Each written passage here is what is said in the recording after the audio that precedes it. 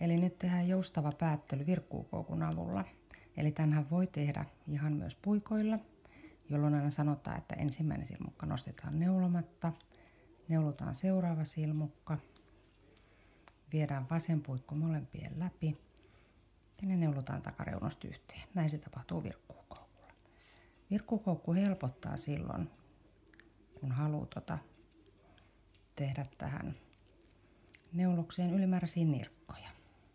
Eli päättelyreunaan, kun tulee nirkkoja, ja silloin usein ohjeessa sanotaan, että neulo sama silmukka 5 kertaa tai muuta, niin se on toki puikolla helppo tehdä myös, mutta mä itse tykkään käyttää tässä virkkuukoukkua.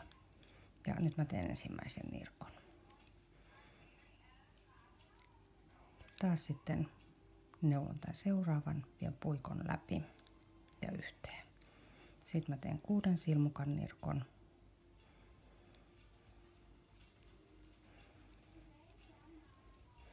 Ja nyt mä haluan seuraavan nirkon sitten syntyvän tähän samaan silmukkaan. Mä en pudotakaan tätä, mutta mä otan tän täältä kiinteällä takaa ja teen uuden 6 silmukan.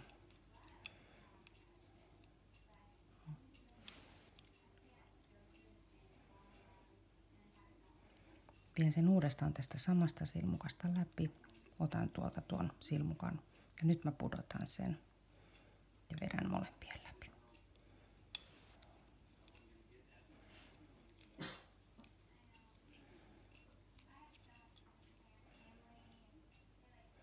Silloin kun se tehdään niin kuin vierekkäiseen silmukkaan, niin tosiaan aina pudotetaan se silmukka sieltä tuossa nirkon lopussa.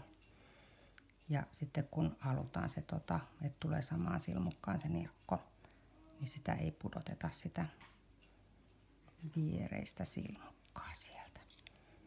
Ja sitten taas joustavaa päättelyä, eli kun ei tule mitään nirkkoja. Näin.